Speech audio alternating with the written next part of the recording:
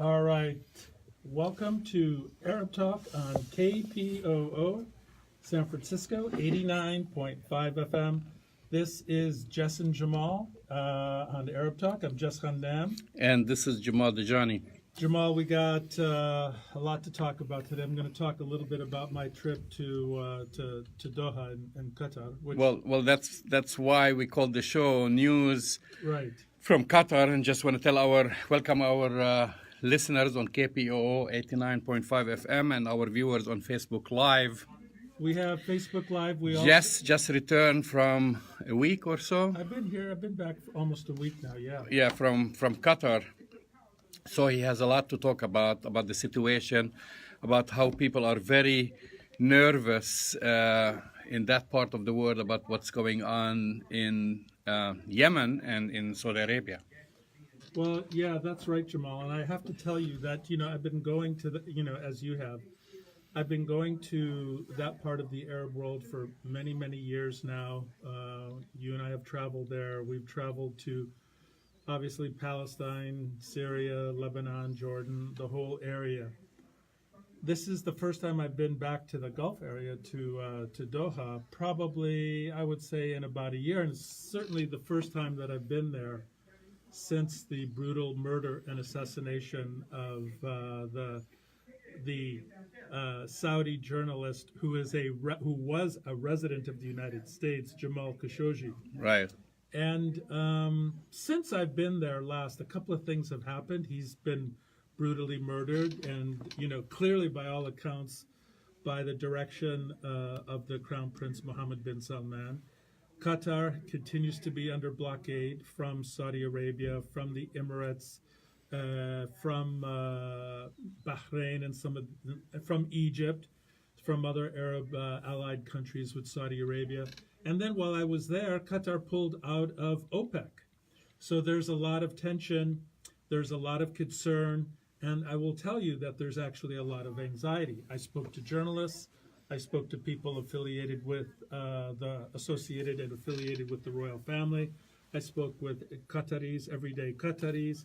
And I'll tell you, Jamal, people are nervous, people are anxious, and people are concerned about what is happening in terms of the global dynamics and global political scene, in terms of what Donald Trump has created, which was already kind of a difficult, if not messy, political situation in the region, has made it even more difficult and even more unnerving for everyday Qataris. So you were there, and were you there during the Gulf, when the leaders of the Gulf Arab countries met? Yeah. And of course, Qatar boycotted this. They met on Sunday in Saudi Arabia's capital for a regional summit. Yeah, I happened to be there that particular day also. And as it turns out, the reporting of this in the Qatari news was very interesting to me. And again, in speaking with everyday Qataris, Qataris are now seeing the political alignment in the region where the kind of royal family and Qataris are themselves in this kind of third space. The way typically things have aligned themselves in that region, Jamal, is that you're either on the side of Saudi Arabia or you're on the side of Iran. And that's kind of the way the political dynamic in terms of the proxy wars have divided in the region. Qatar doesn't see itself in any of those camps right now.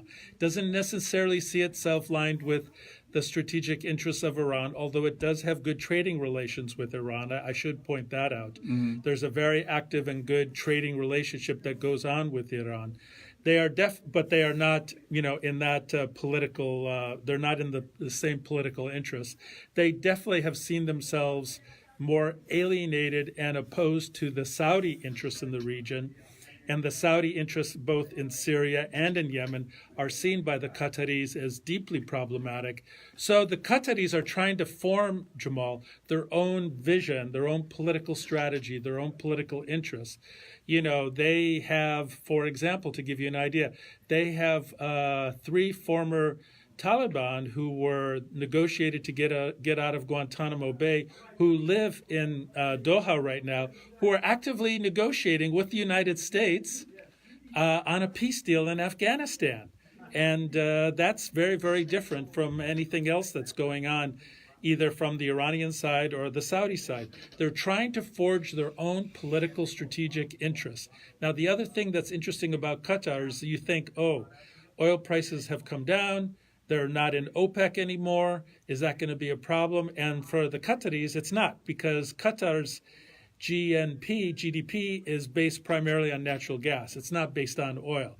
They are the largest natural gas producer and exporter in the world right now. So they're the 80 to 90% of their income comes from natural gas and not from petroleum. Mm-hmm. They also have the largest U.S. military installation in the entire Middle East right now. There's 10,000 military personnel in the large U.S. base in Qatar. It's a staging ground for all activities in the Middle East and to some extent in Africa. So it seems like the Qataris are trying to forge their own strategic political, interests that are not aligned with the Saudis mm-hmm.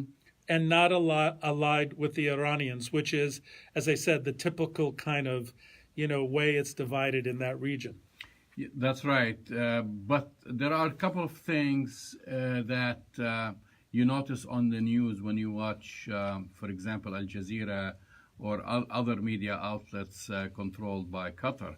One, there is a war of information going on between Qatar and Saudi Arabia vis-a-vis the conflict in Yemen and also the whole issue of Jamal Khashoggi. I mean, right. It's a subject of major discussion on Al Jazeera and other networks trying to take a very strong position against Mohammed bin Salman. Right. And then also, I don't know if you noticed this when you were on the ground, but there is I would say a fear on the Qatari side that maybe Saudi Arabia might not only it will interfere internally inside Qatar, but then even the possibility of launching a war against Qatar. Well, it's very interesting that you bring that up, Jamal, because I would say that for the first time, and I've been to Qatar quite a bit, this is the first time that I heard from Qataris real, legitimate concern and anxiety about some sort of military or paramilitary activity or effort of the Saudis against the Qataris. There is a real concern among everyday Qataris that at some point in the future, they have not ruled out the possibility of a military strike of some kind against Qatar. And it wouldn't be that difficult, frankly, to be honest. I mean, the Qatari army is very small. Qatar itself is very small. The Saudi military is massive in comparison. And if you know the geography and the map, I mean, Qatar is this small little thumb, on the Arabian Peninsula, and it is dwarfed significantly by Saudi Arabia. So there's the concern that if things get even more tense, that there's the possibility of some sort of military engagement that the Saudis would militarily attack. Of even greater concern, Jamal, and this has to do with the Saudi double dealing and kind of, and the way they talk about it is that Mohammed bin Salman has joined the thugs club of world leaders. So he is feted by, Vladimir Putin at the G20. He is still celebrated by Donald Trump. And of course, Mohammed bin Salman's biggest advocate in the region happens to be Bibi Netanyahu, the Israeli prime minister. So you have these four thugs kind of in a club together that support each other and get away literally with murder. So Qataris are now concerned. We know that the World Cup is coming to Doha in 2020. There's a concern, and I should say real legitimate concern, of paramilitary and, kind of cells within Qatar that could be released by the Saudis that could cause fear and anxiety, cause damage, because they'll kind of have car bombs or bombs will go off, and this will scare people away from coming to Qatar for the World Cup, which is really for the Qataris. So what you're actually saying that the Qataris believe that there are Saudi sleeper cells? Yes, They believe that. they do believe that. And they're there to disrupt the Yes. upcoming World Cup in Yes, their country. they actually do believe that. And I mean, this is it's a big deal. This is a big deal because we don't hear about this no, you won't anywhere. You won't hear about this anywhere else, Jamal. That's part of the thing that I'm trying to say. You will not hear about this anywhere in the media here because it's not being covered, and they don't have the kind of media presence, obviously, or people on the ground in Qatar to really hear and talk about what everyday Qataris are worried about. I mean, there's a real concern. Tensions are very, very high right now between Qatar and Saudi Arabia. Saudi Arabia, as you know, together with its partners in the UAE, are leveling a absolutely catastrophic and devastating military campaign, in Yemen right now. You have 80,000, Yemeni children right now who are literally starving to death. You have blockades of food, water, and medicine that most people in Yemen do not have access to. You have military attacks. I mean, it's an absolutely catastrophe of what's happening in Yemen right now. And this effort, even publicly, is being supported by President Trump and by Secretary of State Pompeo. The Qataris are saying, what's going on? This is just destabilizing the region even more. Why? I mean, you have Syria that's destabilized. You have Iraq, which is still destabilized. You have, Afghanistan, which is going through its own process. And now you have the United States engaging actively in an effort to destabilize Yemen with the help of Saudi Arabia. Well, we should also update our listeners that Congress now basically has passed a resolution condemning, our involvement in Yemen, or basically not condemning, but also saying that the United States should not support Saudi Arabia militarily. Of course, I think even though, I believe it's a little bit too late for that. It is too late, Jamal. Because Saudi Arabia has all the weapons and all the ammunition necessary to basically continue bombing Yemen. Sure. and continues to do so. Sure, don't take this the wrong way, but I don't think the people in the Senate really care about what's happening in Yemen. I don't think the Congress really cares, minus a few people, what's happening in Yemen. This is a political statement, I believe, that they're trying to make that goes against Donald Trump, who, together with Mike Pompeo, who's the Secretary of State, who continues to throw their support for the Crown Prince in Saudi Arabia, as well as, and they came this week, as you know, redoubling their support for what Saudi Arabia and the UAE is doing in Yemen. And for the United States to do that, Jamal, for the U.S. President and for the Secretary of State to continue to support this murderous, catastrophic destabilization of Yemen is absolutely, abhorrent. It's just terrible to see that the United States foreign policy is creating death and destruction and destabilization in yet another Arab country. So my question for you, Jamal, is when has a destabilized Arab country been good for the United States? Did destabilizing Iraq have any benefit for the United States? Does destabilization in Syria have any benefit to the United States? Do they really think that this effort that they're engaged in with Yemen right now, which will completely destabilize it, is going to be good? Well, come on. Let's stop the, and this is not in support of Saudi Arabia. Let's stop the charade and the hypocrisy. Because if the U.S. Congress cared about human rights, about the safety of the citizens of the Arab world, they would have passed a similar, or they would have held Israel to the same standards. Absolutely. When they talk about, because the whole thing, came about because of the murder of Khashoggi. Right. And how many Palestinian journalists were murdered by Israel. If we talk about attacks on or systematic attacks on Palestinian journalists, Israel's name comes first.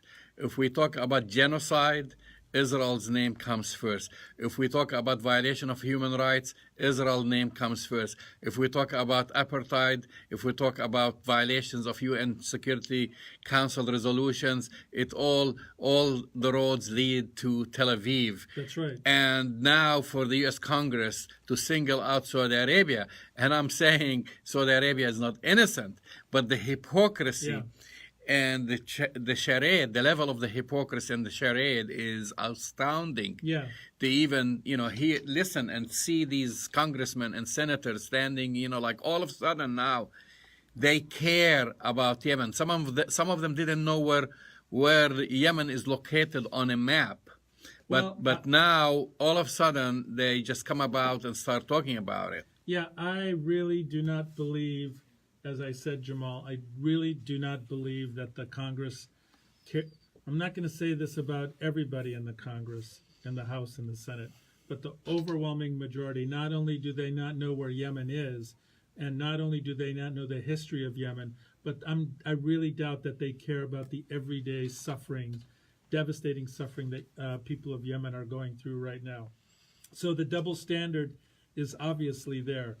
But I am quite concerned, excuse me, I am quite concerned, frankly, about the level of anxiety, worry, and fear. I was actually, I have to be careful talking about this, but there are a few Saudis in Qatar right now. And, because they do definitely feel like their life is in danger. They feel, and I think that every Saudi feels this, I think even Qataris feel this. So you think these Saudis you're referring to are political asylees? Or? They're people who do not feel, well, you can call them what you wish. There are people who do not feel safe going back to Saudi Arabia right now. Kind of like Jamal Khashoggi, basically. Exactly. And let's not forget, it wasn't that long ago there was no Qatar and there was no Saudi Arabia. These are colonial abstractions and colonial constructions that came up after World War II and between World War I and World War II. These are colonial constructions based, from the European powers. The ruling family in Qatar, two of the three big royal families in Qatar actually are from the land that is now Saudi Arabia. So there's a lot of, obviously, tribal and historical overlap there. Having said that, people are fearful about their lives. People are fearful that if they criticize the Crown Prince, if they're critical of the government of Saudi Arabia, that grave bodily harm, that is death, or some sort of physical devastation will happen to them or their families. And that's a fear that everybody feels right now, wherever you are. And I think that's really tragic, that this level of fear and anxiety about speaking is being turned up. It used to be, let's say, a level 4 or 5 out of 10, Jamal, as journalists in the region. Now I would say it's a 9 out of 10. People are really worried about their lives. You're listening to the voice of my co-host, Dr. Jess Ghannam, who just returned from Qatar. He was giving us an update on the situation there and on basically the sensitivity of the situation because of this whole thing with Yemen and Saudi Arabia. I would want to say just one more thing, if I may, because we're on this question of the Crown Prince and what's happening with the Crown Prince and all of this. I do want to say that it was interesting that this week, Jamal, and I'm going to say this in the context of knowing that one of my predictions for 2018 is probably not going to come true. I'll get to that in a second. Well, we still have a couple of weeks. But Jared Kushner, who must be feeling incredibly nervous and anxious right now because of what happened to Michael Cohen, what happened to Paul Manafort, what happened to Michael Flynn, what happened to all these people who have been indicted and some of whom have been convicted and pled guilty to. Jared Kushner is on Fox Hannity show and is throwing love and support for Mohammed bin Salman and the Kingdom of Saudi Arabia.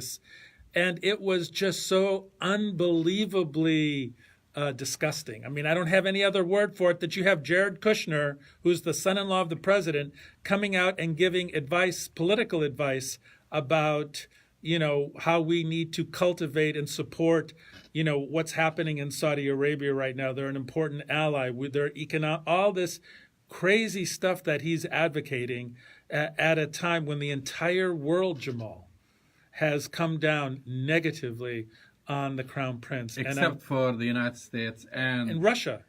And Israel. Yeah. I'm going to add to your prediction, but add to your analysis, Jess. If you look at the connection, of course, Jared Kushner, everyone knows that. He's the son-in-law of our president, Donald Trump. But also, he is, and this is not himself personally, but the entire Kushner family, they have strong relationship with Benjamin Netanyahu. Oh, yeah, that's an understatement. In fact, Bibi Netanyahu, when he used to come to the New York tri-state area, he used to stay at the Kushner's estate in New Jersey and sleep in Jared Kushner's bed. I'm not making this up. This is where he used to stay before he became prime minister. That's very disturbing. So the connection, when you talk about MBS, and this is very important, MBS has two strong defenders. One is Benjamin Netanyahu, and then the other one is Donald Trump. And the connecting point between the two is Jared Kushner. That's right. So Jared Kushner plays an important role in this whole cover-up. And I call it a cover-up because it is a cover-up. We know that the CIA has all the evidence pointing towards MBS. The Turkish government shared it with the CIA basically director when she went there. And they are doing everything possible because they have been, and I say they, again, this is the quadro connection. Netanyahu, MBS, Kushner, and Trump. They have been creating this new peace deal for the Middle East. Right. And I'm not talking only about the Palestinian-Israeli conflict. No, the whole thing. Even though this is what they've been talking about, the deal of the century. The deal of the century is the reorganization of the power structure for the entire region, stretching from the Mediterranean all the way to Iran and maybe even beyond. So even Iran and Turkey are part of this deal. That's right. They have concocted a deal, I'm telling you, and the master mind behind this deal is Benjamin Netanyahu, channeling it through Kushner to work it, within the U.S. And of course, they know that the wealthiest country in the Middle East, and of course, strategically and politically and so forth, influential is Saudi Arabia. And all of a sudden, this whole affair with the murder of Khashoggi kind of threw this monkey wrench in their way, and they're trying to kind of untangle it. I don't think they'll succeed, but that's why you're seeing all these jockeying, and perhaps, for the very first time, even though it's very hypocritical by Congress, they're kind of smelling they're kind of uncovering what's going on. Jamal, I think you're exactly right. This is an attempt. This is not just about Palestine. This is about reshaping, reconfiguring, realigning, whatever word you want to use, dramatically restructuring the entire region from Turkey all the way to Oman, and beyond, and absolutely. And the idea is, and our listeners need to know this, that to frame it as an Israeli-Palestinian peace plan is a complete joke, because there are much broader, extensive, wide-ranging consequences. In fact, I'll go as far to say, Jamal, that this grand peace plan that's going to be unveiled in January has nothing to do with the Palestinians. It has nothing to do. And the Palestinians, in fact, have had zero input into this peace process that is going to be unveiled as a grand plan. I would not even be surprised that there are no Palestinians from the PA. I mean, they may be able to drag some Palestinians from the diaspora, from somewhere, to stand, as some sort of, stand-in, as a cutout, if you will, for the Palestinians. But our listeners need to know the Palestinians and the rest of the Arab world is not on board with this dramatic configuration. I'll tell you who is. Saudi Arabia is, UAE is, and to talk about a thugs club, Egypt is. So you have President Sisi, you have MBZ in the United Arab Emirates, and then you have MBS, in Saudi Arabia, Benjamin Netanyahu and Donald Trump. Now, if you put your full faith in this thugs club to bring peace to the Middle East, I don't know if you've drank the Kool-Aid, you're smoking something else, but this is not a peace plan. Don't believe the hype. This actually could have rather significantly dramatic negative consequences for the region for generations to come. You've been listening to the voice of Dr. Jess, who has just returned from Qatar with the most recent updates. This is Arab Talk on KPOO San Francisco, 89.5 FM. We are going to shift to discussing... But I do want to say one more thing, Jamal. Well, you said there was... No. Let me say a second last thing. After your one thing, okay, we will be talking about the news. Sure, but that we've been monitoring. Sure, but this is a segue. This is a segue to the news. Okay, go ahead. Okay, the segue to the news in Palestine, which is related, because what's happening in Palestine right now, there's an inflammation of things happening in Palestine right now, and I think it has to do with this so-called peace plan. But I just want to say that one of my predictions that I made at the beginning of the year had to do with Jared Kushner. I believed that in 2018 he would be indicted by the special prosecutor or by the Southern District of New York. I am unhappy to say that I'm not optimistic that my prediction for 2018 will come true. Having said that, I'm absolutely confident that in 2019 we will see a time when Jared Kushner and the Kushner companies and Donald Trump and his children and the Trump Corporation and Trump Enterprises are going to be entering a phase where most likely many of these individuals are going to get indicted for some significant illegality. I don't think you're off the mark. I think as we've been talking about it from day one, and we've seen maybe some of the actions have been delayed. Just yesterday, we've been talking about Trump's lawyer, Cohen. Yeah. He'll start he just commenced actually serving his 3-year sentence. No, he doesn't start till March. Oh, till March. Yeah, he'll be serving in March. And he needs to pay $1 million+. Right. Michael Flynn is going to be charged this week. Paul Manafort is going to be. There's going to be a whole court hearing this week on Paul Manafort lying yet again to the special prosecutor. We have Weisselberg, which is somebody we haven't talked about a lot, Jamal. But Weisselberg is the chief financial officer for Trump's corporations. And we'll get to that. He knows where the economic bodies are buried.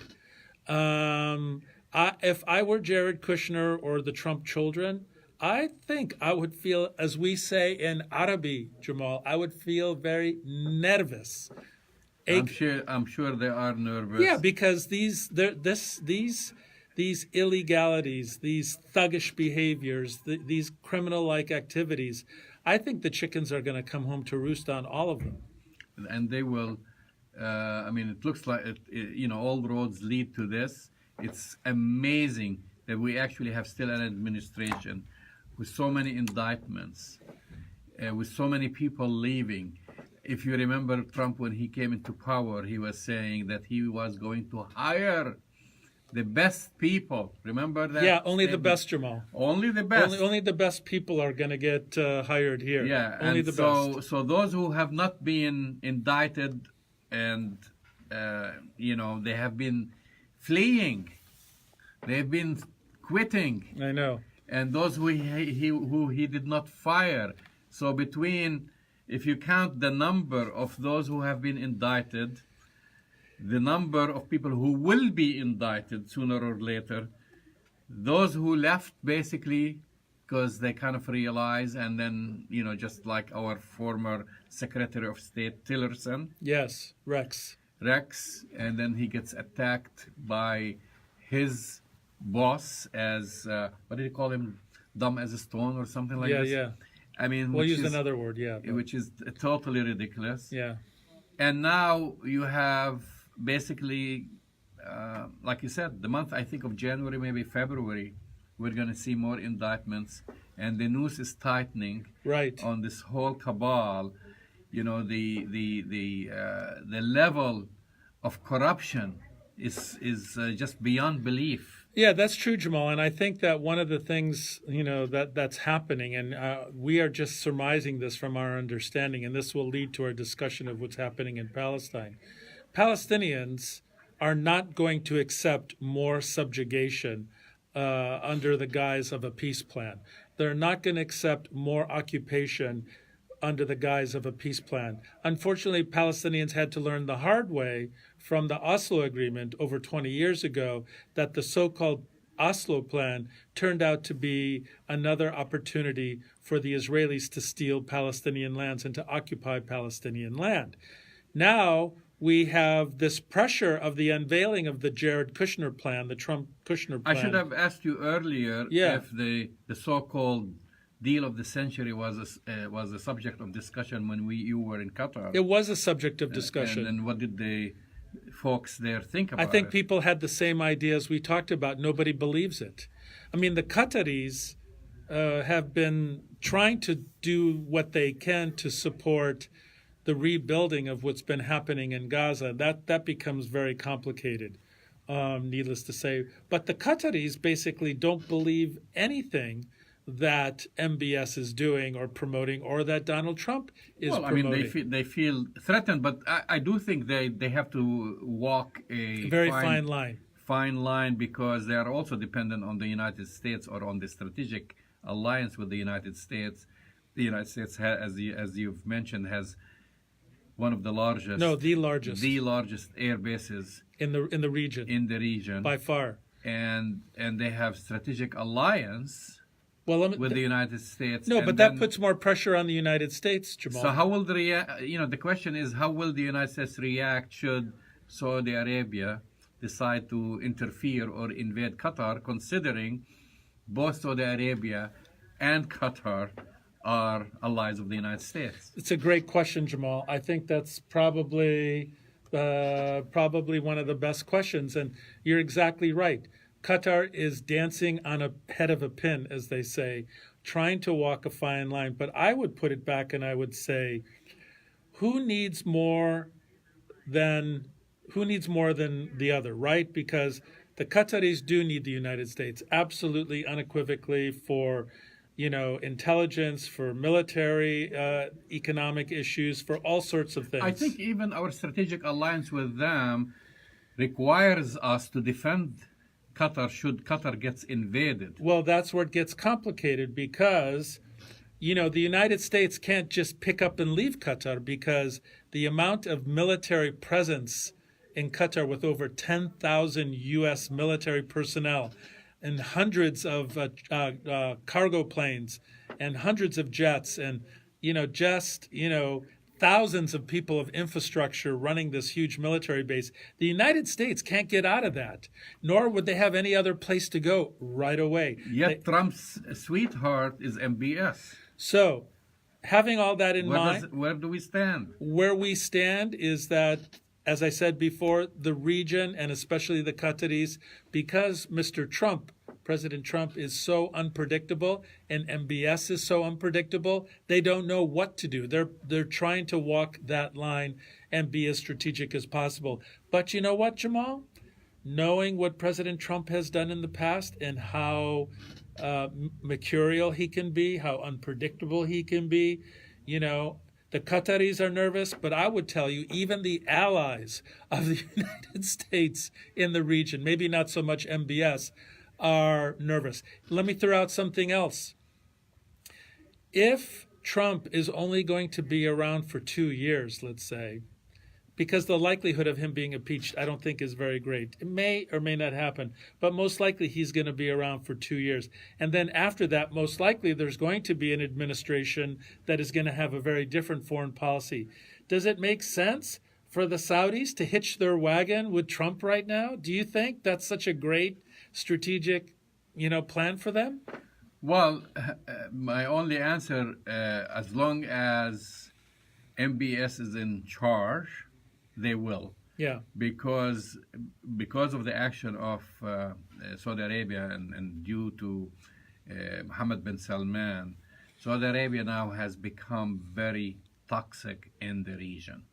Meaning, Saudi Arabia does not have any friends except those, when I call them fake friends, who are financially dependent on it. That's so right. When you talk about Sisi in Egypt and say, oh yeah, he's standing by Mohammed bin Salman, he's only doing it because he needs the money. He needs the money, including, when we talk about the Palestinian Authority, that's why there is that split. Qatar supports Hamas in Gaza. Saudi Arabia supports Fatah in the West Bank. And without that funding, the authority will collapse because now they don't have any money from the United States. Right. And the only kind of sources of money they're getting are from the EU and Saudi Arabia and then some other countries. So they buy their loyalty. Basically, the loyalty in the Middle East will shift like the shifting sand. And it's all tied to the money, the petrodollars that Saudi Arabia is willing to spend.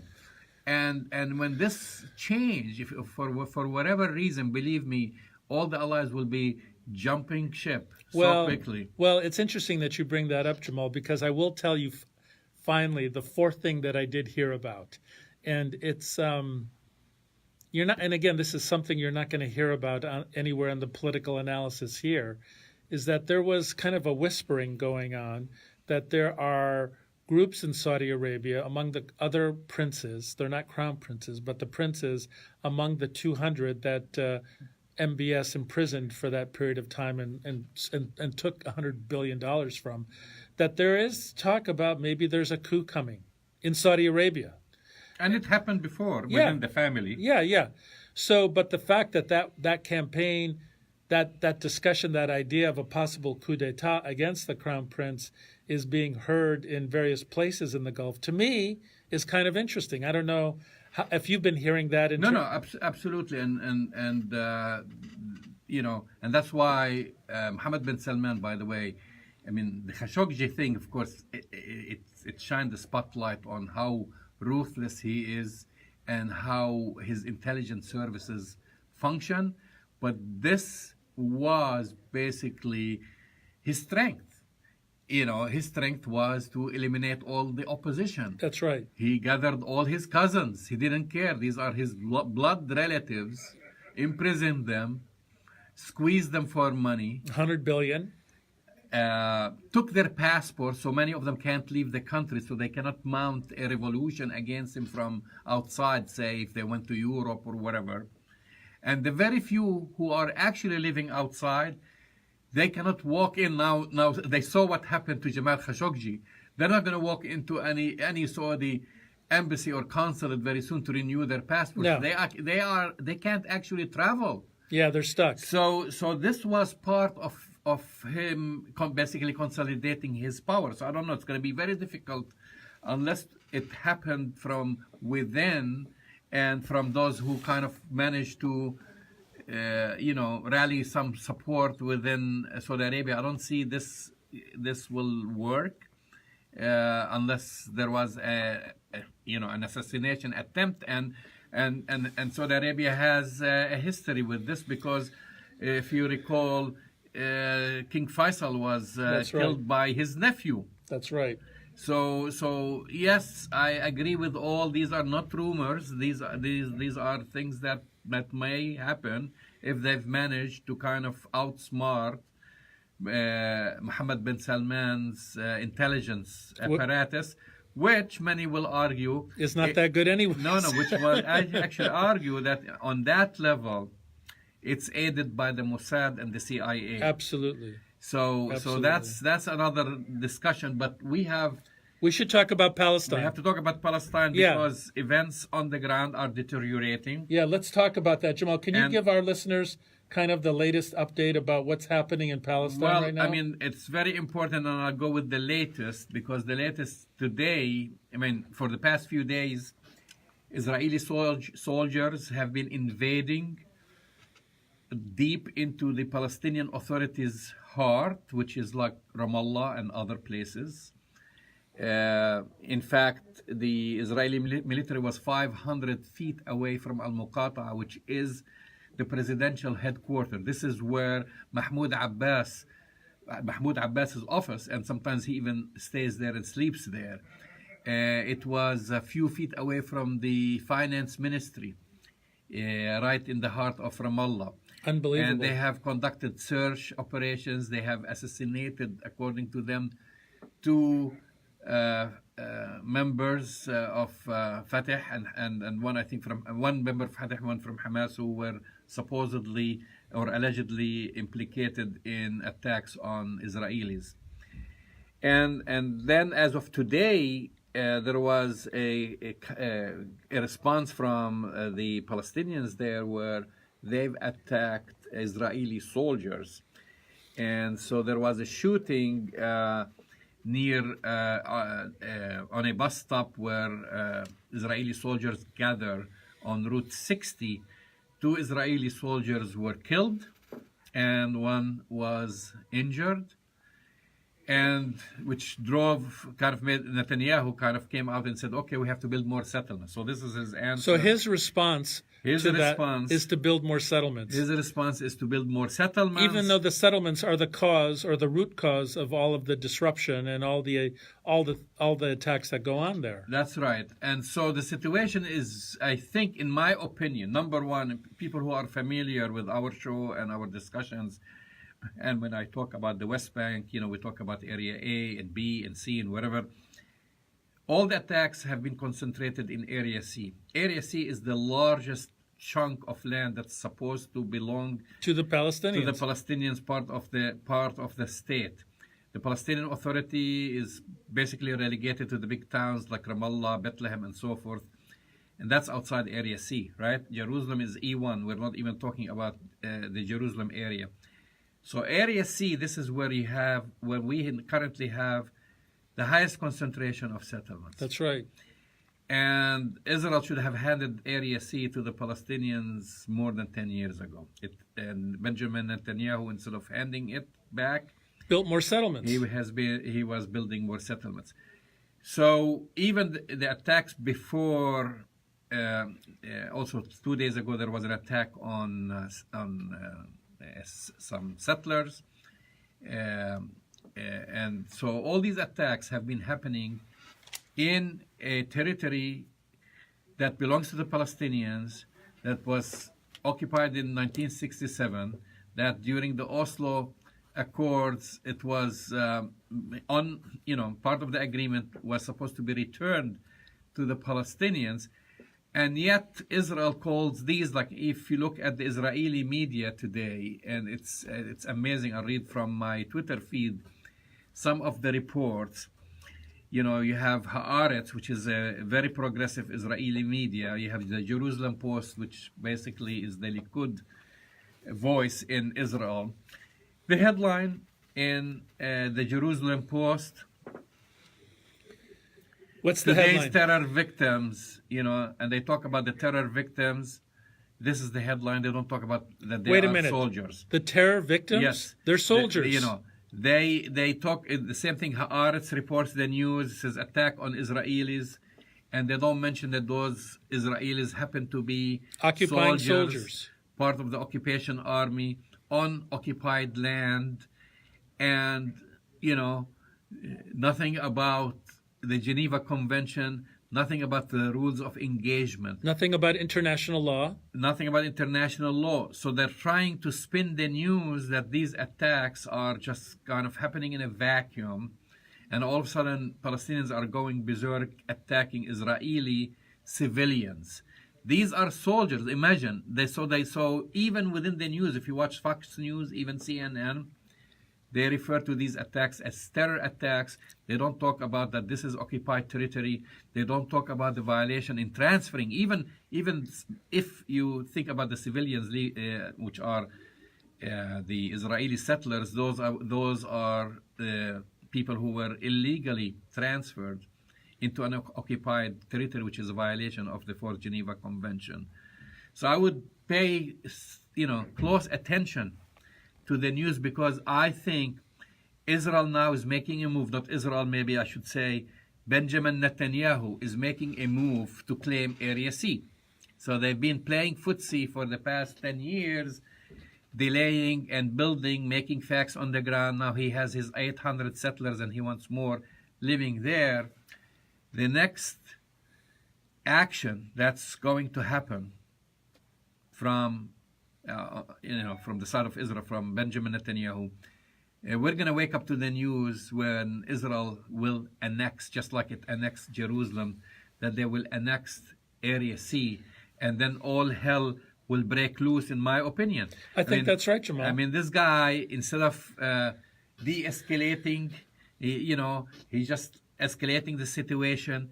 He's pushing the Palestinians backs against the walls, appropriating more land, bringing more settlers, putting more soldiers on the ground. And if you are, if you're a smart person, you're just going to look at this and you're going to say to yourself, you know what? What's going to happen? No, I think that's exactly. You're going to have for every action there is a reaction. And this time it's going to be a very violent reaction, in my opinion. I think you're exactly right, Jamal. And I think, again, putting this in the larger context, when is Benjamin Netanyahu going to have greater cover than right now? He has the cover of the President of the United States. He has the cover of the Crown Prince of Saudi Arabia. He has the cover of the President of Egypt. He actually has the implicit support from the King of Jordan. He's not getting anything from Lebanon. Syria is in disrepair. You could argue that from the point of view of Benjamin Netanyahu, when am I ever going to have this chance again to appropriate, steal more land and get away with it than right now at this historical moment? You're absolutely right. We're going to keep our eye on this situation. I think it's going to be escalating unless we have interference from the outside, and I don't think the United States is going to be, and with Trump now under all his issue and him pledging total allegiance to Benjamin Netanyahu, no one is going to stop him. And this guy, he just sees an opening and he's going to take it. That's right. And just drive the area to more blood and destabilization. And destabilizations. So thanks. Thanks for joining us today, everybody. Thanks for listening to Arab Talk. Be sure to visit our website, ArabTalkRadio.com, where you can both hear and watch the show. We live stream the show on Facebook at Jamal Dejani 2, Thursdays at 2 p.m. Pacific time, and you can listen live on the show, of course, on KPOO 89.5 FM in San Francisco. Also YouTube Live. And make sure, you don't miss an episode. Subscribe to our podcast through Apple or Google's podcast app. You can find all this information on our website. On our website, ArabTalkRadio.com. Talk to you next week.